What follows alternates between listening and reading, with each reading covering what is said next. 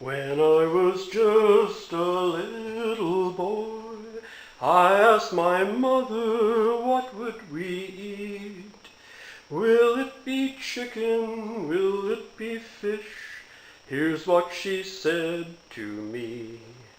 Casserole, casserole, that's what we will eat, you'll see. For supper tonight will be casserole, casserole.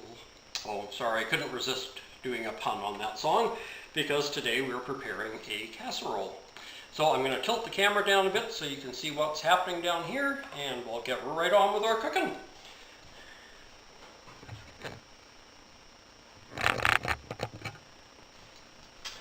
And there we are. So first thing we're going to do is we're going to make the sauce for our casserole. And I'm not doing this in 100% from scratch. If you are that type of person and want to, you by all means could. But our first ingredient is a can of, I'm using Campbell's brand, but you can use whatever brand you prefer, of cream of mushroom soup. So we'll just put that in, if it'll come out of the can. There we go. And then I have 2/3 of a cup of milk, which I'm going to put in the can first. And we'll just mix that around to get the remaining soup off the inside of the can. Just waste not, want not, right? Oh, I forgot the very first ingredient in this recipe. The very first ingredient you want in this recipe is wash your hands. I know, I'm a nag, aren't I? I'm constantly on people, wash your hands, but I just cannot stress enough the importance of that in food preparation. All right, so we have one can. If you want to know the can size, that is a 284 milliliter can. It's the standard size can of Campbell's cream of mushroom soup. So you just want to use your trusty fork and kind of break that up into the milk a bit. Okay, our third ingredient, I'm using Hunt's brand, but again, you can use what you want. And this is tomato paste. So we want one, this is a, where's the size? 5.5 fluid ounces, which is 156 milliliters of tomato paste. Not tomato sauce, not crushed tomatoes, not tomato ketchup. You want tomato paste. This is always fun to get out of the can because it's so thick. So yeah, good old tomato paste. Now this recipe today, I'm making it, is sort of quasi-vegetarian. If you are a vegetarian, you could make it fully vegetarian. I guess instead of the cow's milk that I used, you could use almond milk or soy milk or something like that, or just water if worse came to worse. But because I am not a vegetarian, nothing wrong with being a vegetarian or vegan if that's the way you prefer to eat, but I'm not, so I don't mind using milk and cheese and eggs and those sorts of things.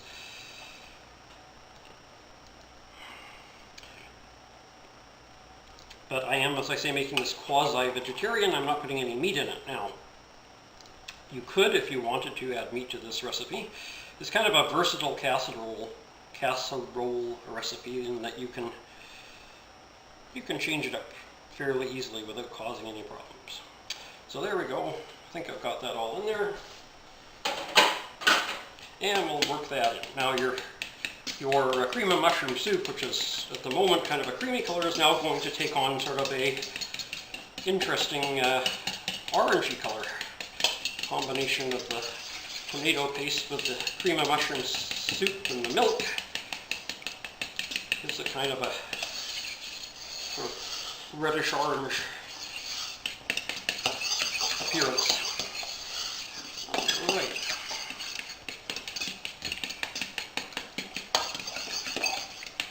Now you are going to want to add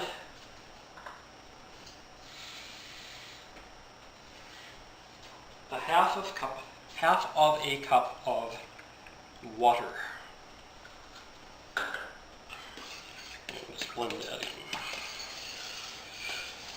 I don't think the order you put these in really matters, but I find that if you put the milk in first, or the water and milk in first, and add the soup, then you tend to get splashing. And so it's just easier to add the thick ingredients and then pour the liquid over top. So by now, I don't know if you can see that, kind of have a sort of, almost looks like a mixture of salsa and sour cream. Kind of reminds me of that color.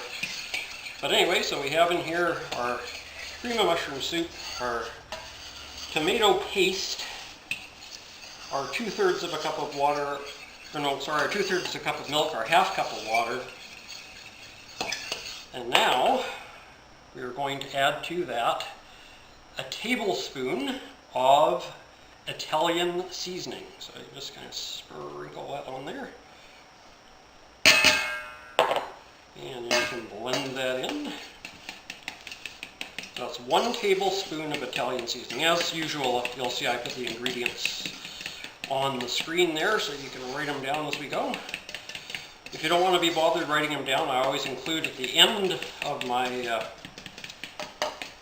no I don't, not at the end of my video, in the About section of my YouTube channel, you'll find my email address. And you can email me at that address and ask for me to email you a printable copy of the recipe, which I am most happy to do.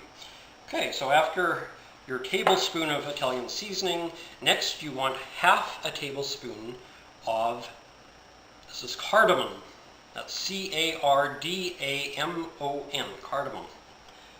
Just sprinkle that in, and we'll just and you want a 1/2 did I say tablespoon? It's a 1/2 teaspoon, I'm sorry, of cardamom, and a 1/2 teaspoon of cumin. That sounds like a knock-knock joke. Who's there? Cumin? Cumin who? Cumin with your cardamom.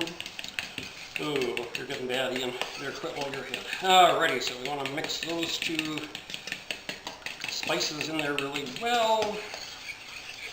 And then last, but certainly not least, we have 1 crushed clove of garlic. So you can either crush your own or you can buy already crushed garlic.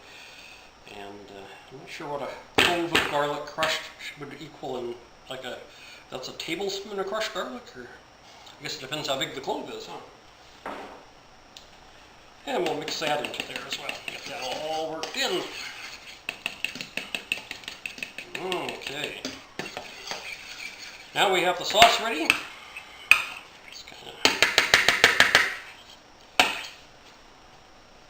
We're going to set that aside, and the next thing you want to get is your 9x13 casserole dish.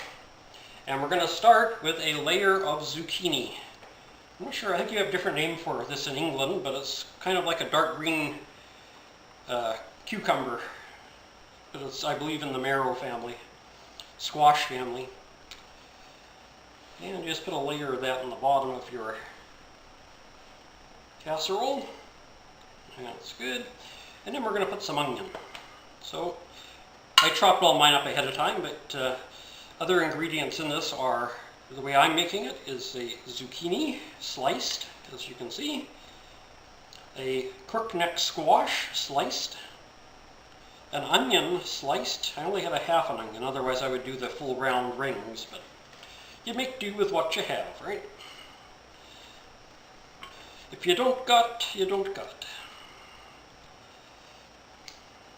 So anyway, put some onion down there.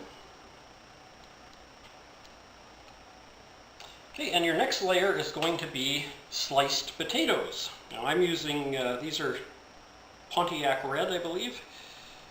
And my daughter-in-law, when she came to pick up Gracie yesterday, if you watched the Princess Gracie's vacation video, you would have seen Gracie here. And she was kind enough to bring us some fresh squash and some fresh potatoes from their big garden at the farm. So these are homegrown, but you can buy them at the supermarket or the greengrocers or the farmer's market, or wherever it is you get your veggies and that. So put yourself a layer of potatoes. And then we're going to put some more onion. Can never have enough onion. Well, I guess when you kiss your spouse, they might argue that point, but if you're both eating the same thing, it won't make any difference, right? So some more onion.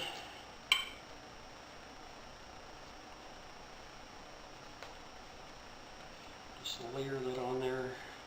This onion doesn't want to come apart. There we go.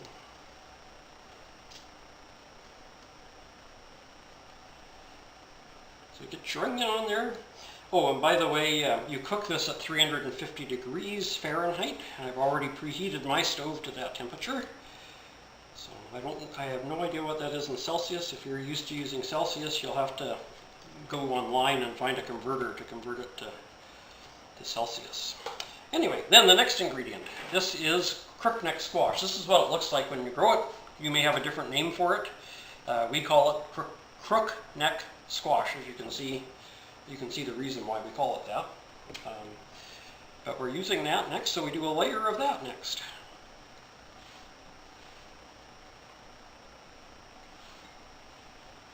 Now the big end you want to take the seeds out of. Clean out that part. So at that end you're going to have pieces like these crescents that I'm using. When you get to the small end there aren't any seeds, so you'll get more solid pieces like that. Now again, you can use different squash. You don't have to use the same things I'm using, but this just happens to be the way I'm making this today. So get yourself a layer of the Crockneck squash in there. And now we're going to put some of our sauce over this. So here we go.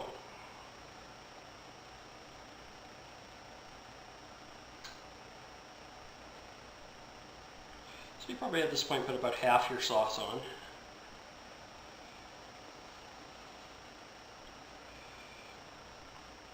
Try not to drip it all over the place here.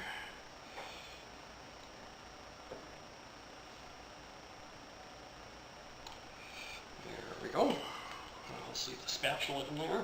And now we repeat. Oh no, I'm sorry, I almost forgot. We need to put a layer of mushrooms on. Now mushrooms are something some people like, some people don't. But if you're using mushroom soup, I'm going to assume you like mushrooms. Unfortunately, normally I would use fresh sliced mushrooms, but I forgot to pick some up at the store, and so I am using canned mushroom stems and pieces. So we'll just sprinkle a few of them on.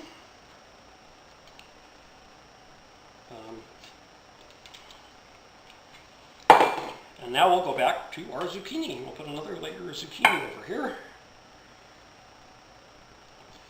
I've got way more squash and potatoes and stuff here than I really need. But that's okay. I'll find something else to use them for. Maybe I'll put them in a salad or something. Put another layer of your zucchini over the top.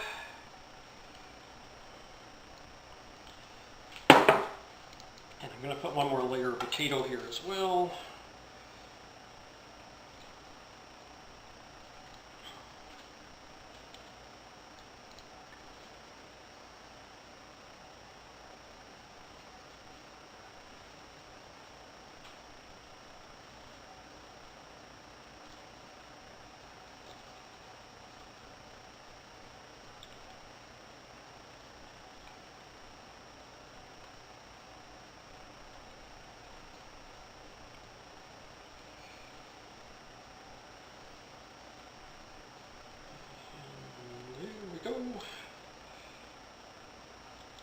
See, I have big potatoes and little potatoes, and not quite as uniform when you get them out of the garden as they are when you buy them at the store, right? So, all right. So we've got some leftover ingredients, but that's all right. We can use them for something else. Maybe put a few more pieces of onion around on here.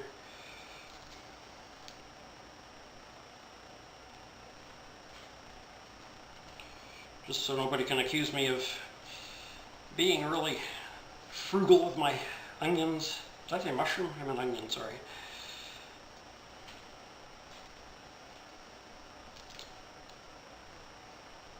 There we go.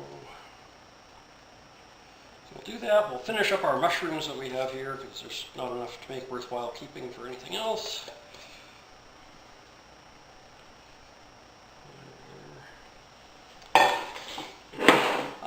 let me just wash my hands real quick.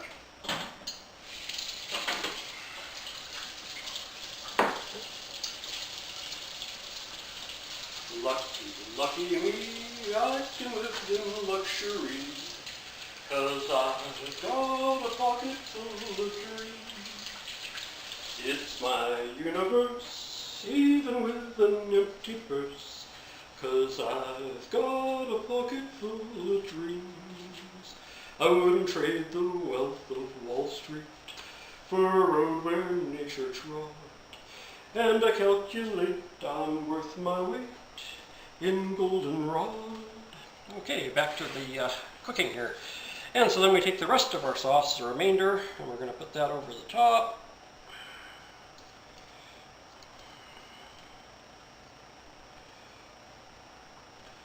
And of course you want that to sort of soak down through the rest of the ingredients.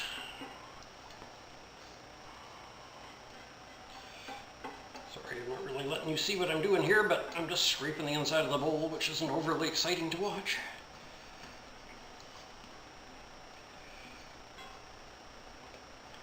Alrighty.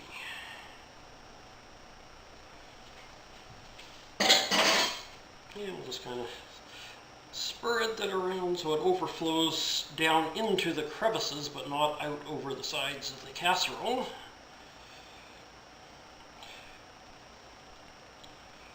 Now, if you have a bigger casserole dish, as you can see from the amount of ingredients I have, you could probably make this casserole in a bigger dish and share the love.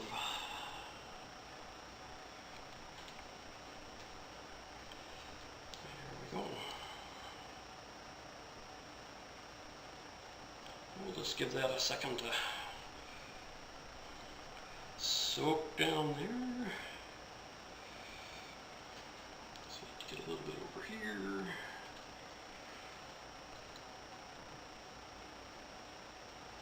All right.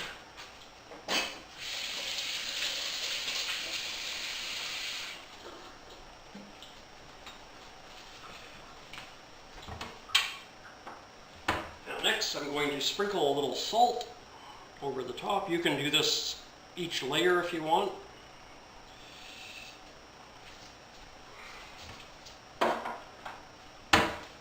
And a little black pepper. Now if you wanted to, you could actually add this into the sauce mix. I do it this way because I'm strange. There we go. Our next ingredient, again, we're back to the vegetarian versus, fully vegetarian versus partially vegetarian. We're going to put some Parmesan cheese over the top.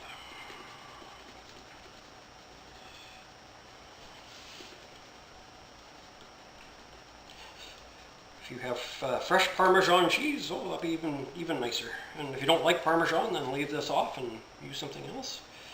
But we're going to do that. Looks like I'm almost out of Parmesan cheese. I'm going to have to add that to my grocery list. And then we are going to grate cheddar cheese. I think cheddar cheese is great, so I'm going to grate cheddar cheese over the top of that.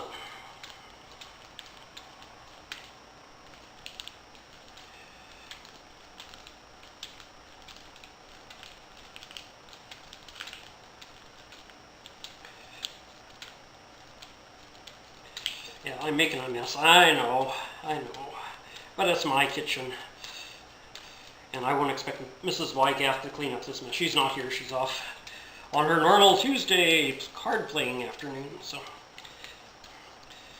she's got a busy schedule today. She's going to cards, and then after cards, she's stopping at the hospital on the way home to visit a friend of ours that's in hospital he was diagnosed with pneumonia. Now my countertop is, well, it's not clean because it's got cheese all over it, but I think I mentioned in a previous video that before I start cooking, besides washing my hands, I always clean my countertop. So I don't have to worry about contaminating my whatever I'm making. So let's pick these little bits up and put them on there, and it's now ready to go. Now, oh no it isn't, I take that back because we're going to sprinkle some paprika over the top just for a little color.